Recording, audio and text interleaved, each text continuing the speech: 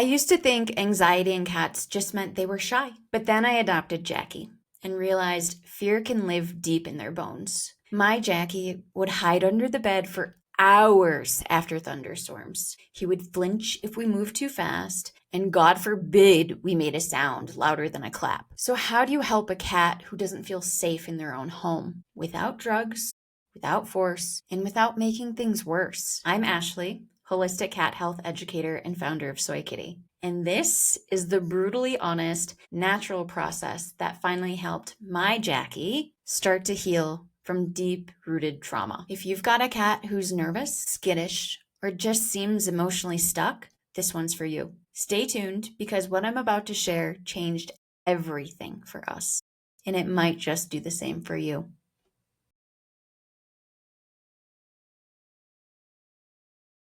My Jacky wasn't just shy, he was terrified. At around 4 weeks old, he and his litter mates were thrown into a trash bag and left on the curb to rot. I don't even want to imagine what else he'd seen before he'd made it to me. They survived, but that trauma shaped everything. It set the tone for years of fear. Fear of humans, fear for his own safety, and fearful for his life. At first, I thought he just needed more time. But the truth hit me one day. Jacky wasn't acting dramatic. He was post-traumatic. He was living in survival mode. That's when I stopped trying to fix him and started focusing on helping him feel safe. Because when a cat's been through trauma, healing doesn't come from control. It comes from safety, consistency, and trust.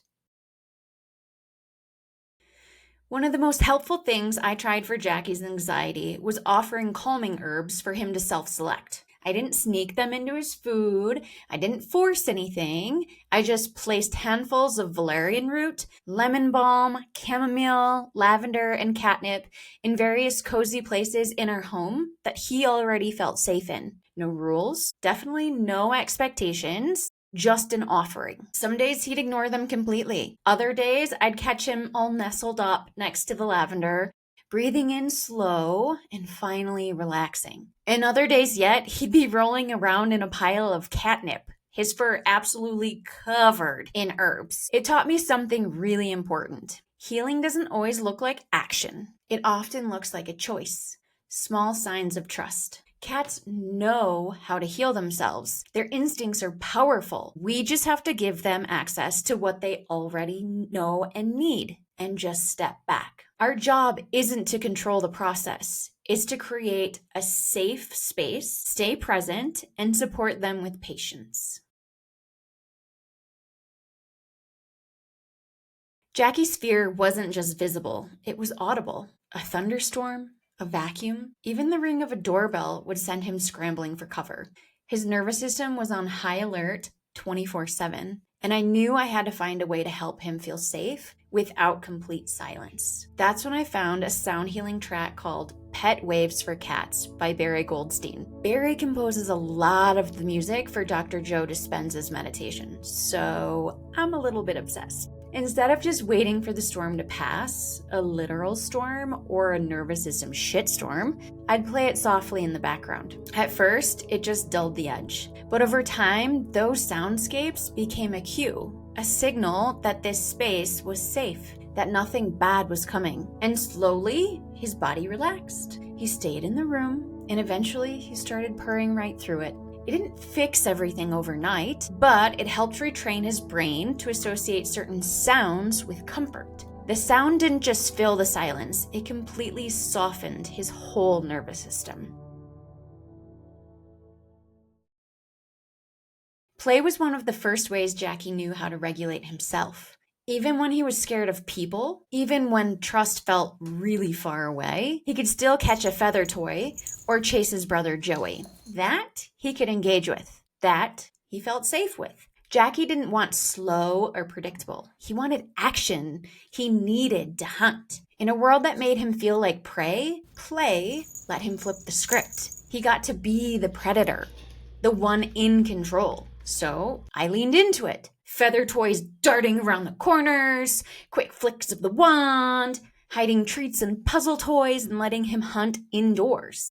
And the shift, it was real. He wasn't playing to survive. He was playing to feel powerful. Play became his permission slip to step out of fear and into confidence. His little candy cane tail stayed high. His eyes were alert and not panicked. And after, he'd rest like he'd just conquered something. Because in a way, he had. Some nights, absolutely nothing worked. Not the herbs, not the music, not even my presence. We live in Oaxaca, Mexico, and Mexicans love to celebrate. And they love to celebrate with cohetes, or these little really loud rockets. Early on, during these times of celebration, Jacky would shut down. His little body would freeze. His eyes would be wide with fear. And it was like watching someone relive trauma in real time. In those moments, I turned to CBD. A few drops of high quality CBD oil, not every day, just every now and then, was a gentle bridge when his body needed help finding the way back to calm. I wasn't trying to sedate him, I wasn't trying to drug him, and I wasn't trying to erase the fear. I just wanted to give his nervous system a chance to calm down so he could breathe. And that's exactly what it did.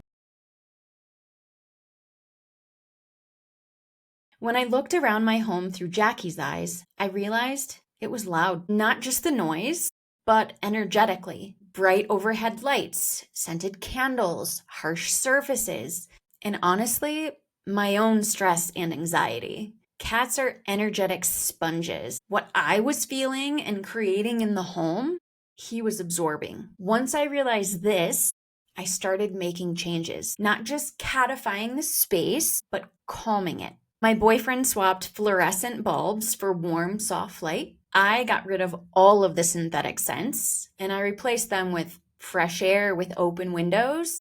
And I got air purifiers. We added safe, quiet hideaways, tucked in corners with soft beds and cozy textures where he could retreat and get away without feeling trapped. And I made him a soft, comfy color therapy blanket so he could self-soothe with color. The more energetically calm our home became, the more energetically grounded Jacky felt. He stopped flinching at footsteps, he stayed in the room longer, and he started being, not just hiding. And that's when I knew the environment wasn't just background noise, it was medicine.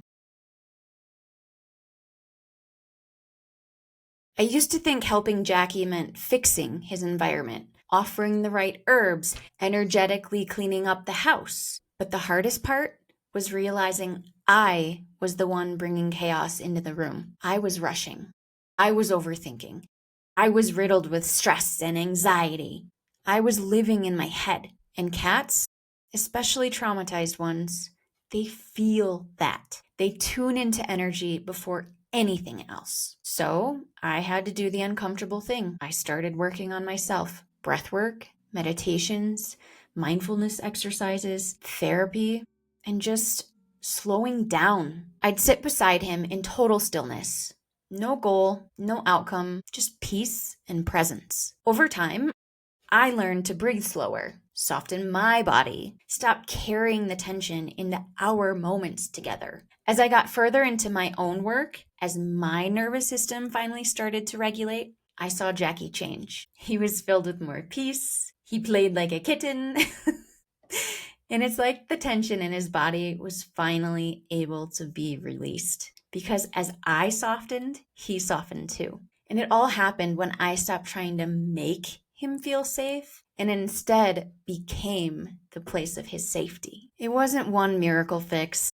There wasn't one magical product or pill. It was dozens of small, intentional choices layered with love and patience that slowly said to him, Jacky, you're safe now. And Jacky, yes, he's still sensitive. He's still a bit cautious around new people. That part of him will probably never go away. But today, he's confident. He plays without fear. He's relaxed. He purrs and he lives. He doesn't just survive. And that's what healing really looks like. So, if your cat is carrying anxiety or trauma, I want you to know this. You don't have to change everything at once, and you don't have to do it perfectly.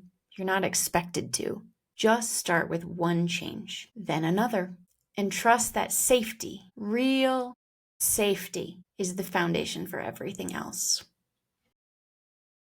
If you enjoyed this video, give us a like, subscribe, and hit the bell icon so you don't miss a single video. Thanks for watching.